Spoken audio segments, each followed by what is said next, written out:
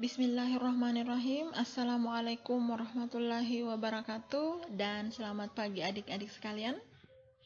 Bagaimana kabarnya hari ini?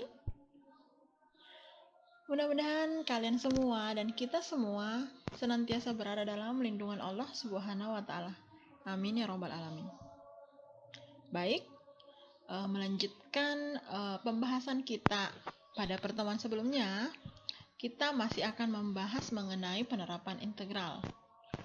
Pada pertemuan kali ini, kita akan membahas metode kedua dalam menghitung volume benda putar, yaitu metode cincin. Pada pertemuan kali ini, pada pembahasan metode cincin, beberapa hal yang akan kita bahas yaitu pendahuluan, selanjutnya visualisasi metode cincin, kemudian seperti apa penurunan rumusnya, dan yang terakhir adalah contoh soalnya. Baik, kita masuk ke pendahuluan terlebih dahulu. Nah, suatu kurva jika diputar mengelilingi sumbu X ataupun sumbu Y, kita akan mendapatkan suatu bangun ruang atau benda putar, di mana penampangnya berbentuk lingkaran. Jika benda putar ini kita partisi, kita akan mendapatkan beberapa bentuk partisi yang berbeda-beda.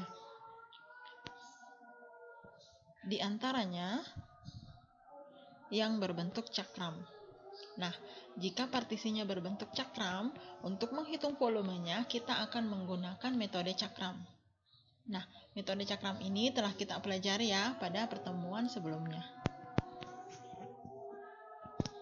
Bentuk kedua yaitu bentuk cincin, di mana untuk menghitung volume dari benda putar yang partisinya atau penampangnya berbentuk cincin, kita akan menggunakan metode cincin.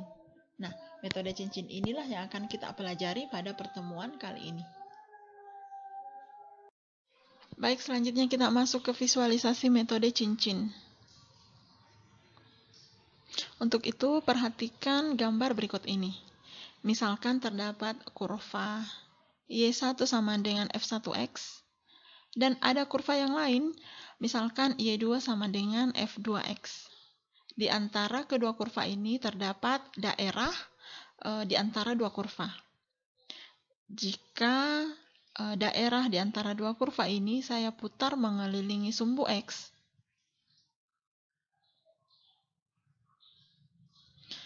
misalkan seperti ini ya. Nah, akan terbentuk bangun ruang yang merupakan bangun benda putar. Kemudian saya ambil partisi dari bangun tersebut, akan terbentuk suatu partisi yang bentuknya seperti cincin. Baik, selanjutnya kita masuk ke penurunan rumus. Perhatikan kembali bangun ruang atau benda putar yang telah kita paparkan di visualisasi metode cincin. Partisi pada benda putar ini saya keluarkan untuk memudahkan penurunan rumusnya. Pertama kita misalkan jari-jari lingkaran kecil itu adalah R1, kemudian jari-jari lingkaran besar itu sama dengan R2. Kemudian tinggi partisinya saya misalkan sebagai H. Untuk menentukan volume dari partisi ini, tentu saja volume lingkaran besar atau volume bangun yang besar dikurang volume bangun yang kecil. Ingat kembali rumus volume yaitu Pi R kuadrat dikali tinggi.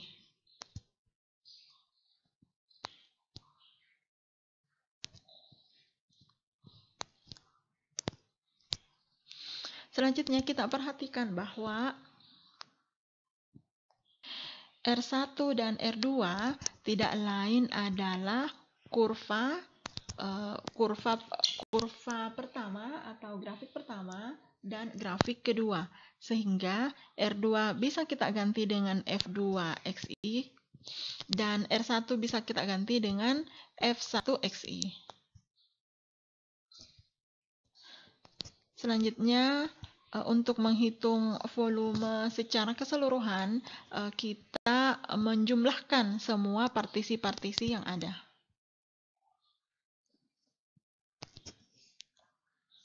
Kemudian jika partisi-partisinya ini diperbanyak, sehingga tinggi partisinya semakin diperpendek atau diperkecil, kita akan mendapatkan rumus seperti ini. Rumus ini tidak lain adalah bentuk dari integral tentu. Selanjutnya kita masuk ke contoh soal. Tentukan volume benda yang terbentuk dengan memutar mengelilingi sumbu X daerah yang dibatasi oleh parabola Y sama dengan X kuadrat dan Y kuadrat sama dengan 8X. Ya, jadi seperti pada metode cakram, beberapa langkah atau langkah-langkah yang akan kita lakukan untuk menyelesaikan soal tersebut adalah yang pertama, kita gambar dahulu dan menentukan batas-batasnya. Yang kedua, kita partisi bangun yang terbentuk. Kemudian yang berikutnya, menentukan metode yang akan kita gunakan. Dalam hal ini adalah metode cincin. Dan berikutnya yang terakhir itu merumuskan dan menghitung integralnya. Ya, untuk menjawab soal tersebut kita ikuti langkah-langkahnya. Jadi langkah pertama kita gambar terlebih dahulu kurvanya. Ya, kurva pertama Y sama dengan akar 8X dan kurva kedua Y sama dengan X kuadrat. Setelah kita gambar kurvanya, kita tentukan batas-batasnya. Ya, untuk menentukan batas-batasnya, kedua kurva ini kita samakan ya. Jadi Y sama dengan X kuadrat sama dengan akar 8X. Kita selesaikan. Dipangkat duakan kedua ruas, kita dapat X berpangkat 4 sama dengan 8X. Iya. Dihilangkan X-nya 1. Kita dapat X pangkat 3 sama dengan 8, sehingga X itu sama dengan plus minus 2. Yang kita ambil adalah 2 saja ya. Ya, karena dia berada di sumbu positif. Kemudian berikutnya kita tentukan partisinya. Iya, ini dia partisinya. Setelah itu, kita akan menentukan metode yang kita gunakan. Jika kurva dan partisinya ini kita putar mengelilingi sumbu X, ya, sebagaimana di soal mengatakan mengelilingi sumbu X, kita akan mendapatkan bentuk seperti ini. Ya, kita perhatikan bahwa partisinya itu berbentuk cincin, sehingga kita menggunakan metode cincin.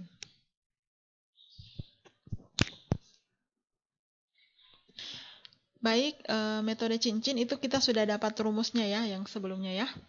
Nah, itu V sama dengan Pi Y2 kuadrat dikurang Y1 kuadrat dikali delta X. Nah, kita mau menentukan yang mana yang menjadi jari-jari tengah yang kecil dan yang mana yang merupakan jari-jari tengah lingkaran besar. Kita perhatikan bahwa yang bertindak sebagai lingkaran kecil itu adalah kurva X2.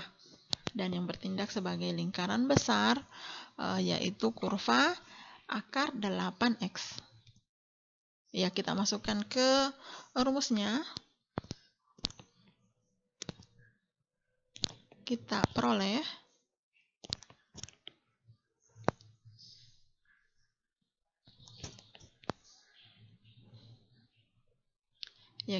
yang terakhir itu sama dengan 30,16.